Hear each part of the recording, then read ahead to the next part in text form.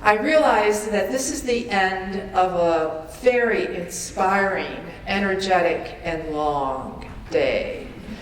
And I also realize that we've heard a lot of thoughts and our hearts are very full. So first of all, I want to say thank you for being here. Are you there? Yes. Good. And I've invited some of my friends, our sisters from Africa, to join me in a chant to just get us alive here together. So we'll do it first. Sisters, are you there? Yes. All right, great. So let's start. God is good. And all the time. All right, let's everybody do it together in your own language. God is good. And all the time. You are there. You are there. I am very humbled and pleased to be here with you, to have an opportunity to share some reflections. And I'm even more humbled being a part of the wonderful presentations and inspirations during the conference, especially the vibrancy and the energy and the hope that was so alive among the 6 women who spoke to us in terms of their experience as young sisters in religious life. And I've been invited to share with you some reflections on the emerging global sisterhood, most especially as I've come to experience it and even had the opportunity to plant seeds of it in my role at the Conrad Hilton Foundation.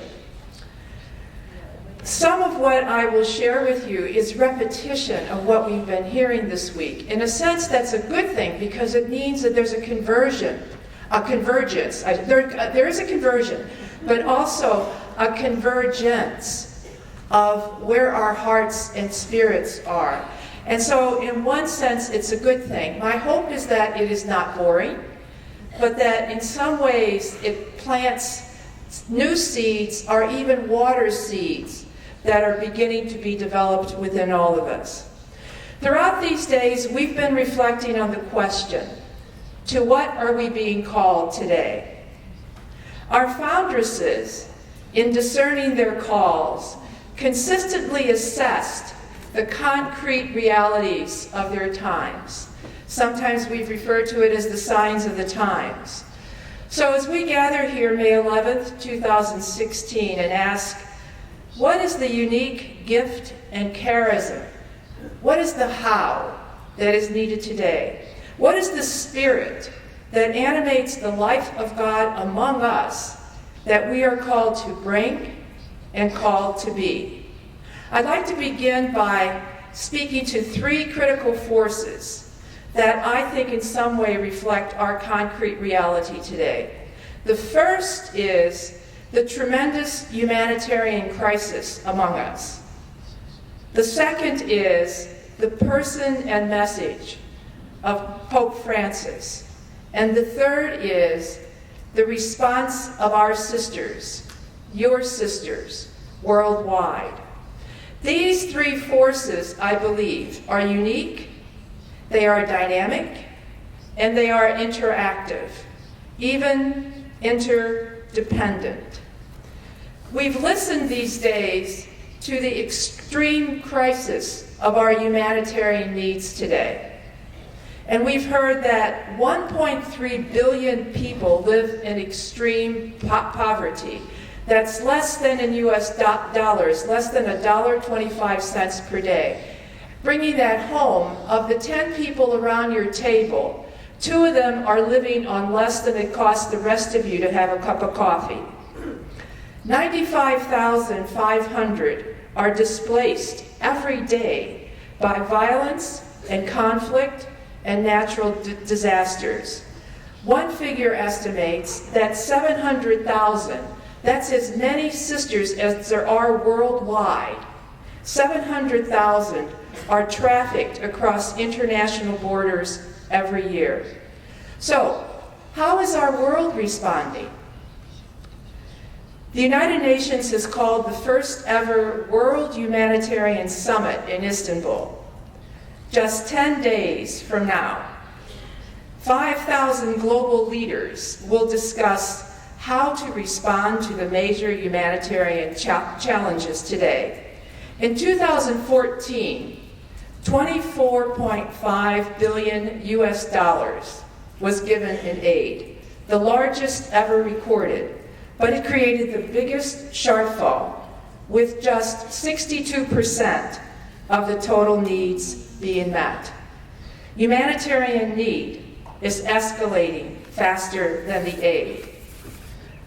On September 25th, 2015, 193 nations signed on to 17 Sustainable Development Goals. How to do things differently in some way to address the escalating need. No poverty, gender equality, climate action, peace and justice. The target date to achieve these 17 goals is 2030. The agenda is aggressive, and some say even aspirational. Our second powerful force today is the force of God's providential gift to our world and the person of Pope Francesco. His person and his leadership are calling all consecrated women and men, which you've heard over and over again, to wake up the world, which of course he announced during the year of consecrated life. It is the core of our vocation to be prophetic witnesses to God's call today. A prophet, as we know, speaks the reality of her times as God sees it, with honesty, dignity, and persistence. This year, Pope Francis announced the Jubilee Year of Mercy. Ordinarily, Jubilee years are announced every 25 years. This is an extraordinary Jubilee year in that it is just 15 years since the last one was declared by Pope John Paul II. This extraordinary year acknowledges the extraordinary need for mercy to respond to and relieve our extraordinary reality of suffering, poverty, and affliction. Even more than the lack of aid, it is the lack of mercy that gives rise to the abundance of suffering. Pope Francis exhorts us to be merciful like our loving God is merciful. In his prayer for this Jubilee year, he reminds us that everyone who approaches us feel loved, sought after, and forgiven. Our call today is to wake up the world to be merciful. The third powerful force today are women religious, your sisters, who are delivering mercy throughout our world, living with, suffering with, caring for, advocating on behalf of, and praying with and for the vulnerable and disadvantaged, being living signs of mercy at the margins, receiving everyone who approaches them as loved, sought after, and forgiven. Sisters have always been engaged in the Sustainable Development Goals, even before they were recognized by the United Nations. Perhaps four that cross over many of our congregational charisms include Goal 1, no poverty; Goal 4, quality education; Goal 5, gender equality; and Goal 16, peace, justice, and strong institutions. You here today are from over 80 nations and represent 750,000 women religious, all of the women religious across our globe. They're almost equally distributed in the global north and the global south. We could also call it the global east and the global west. From 2000 to 2010, the number of sisters in Africa, however, increased by 26%, which coincidentally equaled the percentage decrease of sisters in the global north, or in the United States, I should say. These dynamics are creating an historical shift. How do we turn this shift into an opportunity? Women religious have always been an international force. Many of your congregations, both pontifical and diocesan, live and minister across nations. Can this global shift become an impetus to strengthen, expand, and deepen bonds among our congregations, across nations, and across the boundaries? Can the distinguishing characteristics among sisters in our different geographical regions become assets that move us across boundaries toward greater partnerships that enhance the mission of our sisters worldwide? Can we become borderless? How can we intentionally drive our global sisterhood? What are we learning at the Conrad Hilton Foundation that can inform, support, and advance this emerging global sisterhood? We did not begin our grant making in support of Catholic sisters with this in mind. We began with the intention and legacy of our founder, Conrad Hilton, and with data across the landscape of sisters worldwide. Conrad Hilton had an international vision. He believed that world travel would advance world peace. You come from over 80 different countries. My estimate is that most of your countries have a Hilton hotel. He also loved Catholic sisters and saw them as a powerful global force for good. He grew up Catholic. He was educated by the Sisters of Loretto as a young boy, and throughout his life he sought connections with sisters from many congregations. Wikipedia will even tell you that next to his mother, Catholic sisters had the greatest influence on his life and his philanthropy. As a good businessman, he saw sisters as a very smart investment. You give a sister $1, and she will turn it into $100 worth of good works. His last will and testament, he gave all of his money that he made through the Hilton hotels to charity and to the foundation. In his last will and testament, he states that the foundation should give the largest part of its benefactions to sisters all over the world. My hope is that at some point, all of the congregations here present will feel the grace of the generosity and benefactions of Conrad Hilton.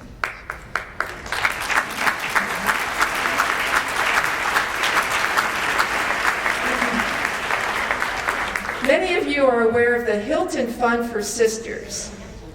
Some of you are perhaps not aware that the Fund for Sisters is separately operated from the foundation. It received its endowment from Conrad Hilton's legacy, but it is a separate organization with its own board that supports the works of sisters. The Hilton Fund for Sisters has been in operation since 1985. In 2013, the Hilton Foundation, its board, initiated its own strategy in support of sisters. And the foundation asked the question, how can we support sisters from a systemic direction that impacts not just the individual works and individual lives, but the vitality of the engine that is delivering those works? Our hypothesis is that strong congregations systemically advance the impact of sisters in human development. The foundation partners with organizations that support many congregations. For instance, the African Sisters Education Collaborative provides programs for post-secondary education of sisters in 10 countries in Africa. Through their programming, sisters from over 500 congregations in Africa have earned a credential, diploma, or baccalaureate degree. We partner with the Leadership Conference of Women Religious in the United States and with the Council of Major Superiors of Women Religious. These two councils and conferences network and support the leadership across congregations within the United States. Our ultimate goal is to strengthen congregations and the network of congregations, thereby increasing overall the vitality of religious life throughout the world. Since 2013, in just these 3 years since the foundation initiated its grant making, we have made 66 grants with a total of $70 million that now impact 22 countries across the world. 12 of those grants, $12 million of that $70 million impact programs on a global level, like the International Union of Superiors General and the Congregation for Institutes of Consecrated Life and Societies of Apostolic Life, especially in support of the events for the Year of Consecrated Life, to assure that sisters from all countries, no matter the socioeconomic reality, could participate. We also support the Global Sisters Report and the National Catholic Reporter. To distinguish the Fund for Sisters from the Foundation's strategy for sisters, for instance, the Fund for Sisters may support your congregation getting an ambulance for a hospital. However, the Foundation for Sisters would more likely support the sister who administers that hospital to go for an advanced degree, perhaps in administration or in healthcare, or support the sisters who are nurses in that hospital to get their degree in nursing. So, what are we learning? We are learning, yes, strong congregations do advance the works of sisters in human development. However, it is the dynamism of the global sisterhood, the influences that truly influences the vitality of religious life on a much greater scale. It is your connections across congregations, your sisters' connections across the globe, that have what could be called an exponential impact on the power and influence of all you are and do. Our global sisterhood is the source of vitality for religious life today. And sisters, this is our call today. You are a dynamic global force like none other. You are much stronger than the United Nations, and dare I say, much more potentially powerful. And this global sisterhood is growing on its own, even without our being fully attentive and intentional. What if we truly paid attention? How can we together, in partnership with each other, strengthen our impact and influence as a global sisterhood? What we see at the Foundation is that there are 3 essential qualities that intensify our global sisterhood. These are somewhat overused words, but very meaningful and integral to our global connections. The first is collaboration. Collaboration at the highest level, as was identified by Sister Carol Zinn, are partnerships. The global sisterhood is created by partnerships, not only in what we do, in our works, in our relationships, how we think, how we plan, organize, learn, believe, and hope. Our collaboration is a true sign of vitality of religious life today. How can we be more together than the sum of our individual parts? How can we believe more together than the sum of our individual beliefs? And how can those of us learn across the geographies of our globe about youth and vitality for those congregations that are younger, and wisdom and maturity from those congregations that are older? So how can we learn across those boundaries? The second essential quality that drives our global sisterhood is communication. Our tools for communication today are so broad and expansive than ever before. In a sense, there is no distance anymore. Skype, social media, and online information are so powerful and effective in assuring that our message, our influence, our wisdom and insight, and even our love have impact across the globe. I am not just referring to communicating with each other, but also communicating with all those who can magnify the work we do and the love we have for others. Who is the voice for the disadvantaged and the vulnerable, for those on the margins, if not you and us together? We are often so engrossed in doing the work that we do not think about communicating what we are doing and experiencing. Media is powerful. Our true example is Pope Francis. He is called the tweetable Pope. His message, his following, and his impact are so much more universal through his willingness and ability to capture a broader audience. This is not pride, sisters. This is not boasting. We have a spiritual call and a moral obligation to tell our stories in ways that captures the hearts and spirits and the hands of others who can multiply our efforts. So let's communicate. The third essential quality, and we've heard of it spoken about a lot these days, is communion. Intercultural, interreligious, intergenerational communion. Today, more than ever, we need to model love of differences and permit those differences to change us, empower us, and make our hearts bigger and wiser. Our communion with one another that flows from our communion with our God. Many of your sisters live and minister across cultures and across religions. We cannot be a global sisterhood without being united in spirit and love across our diverse realities. We need to model that again and again for our world. And we need to do it within our congregations, across our congregations, and across our world. So it is collaboration, communication, and communion that builds our global sisterhood.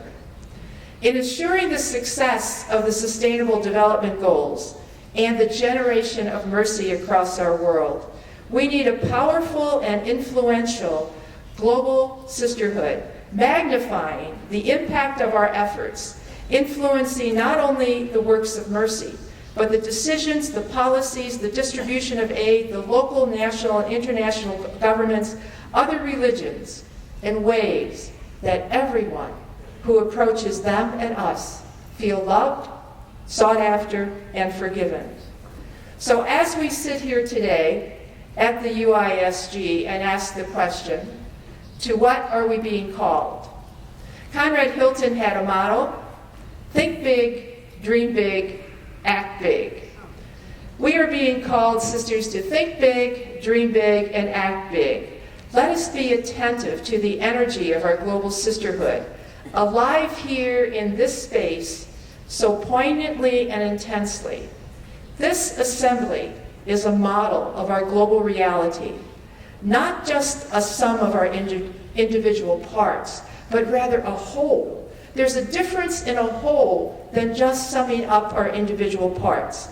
Let's assure that we bring the grace of our global sisterhood that we experience here these days at this assembly with us and bring it within our sisters as we live and minister in all parts of our world through our commitment to collaboration, communication, and communion.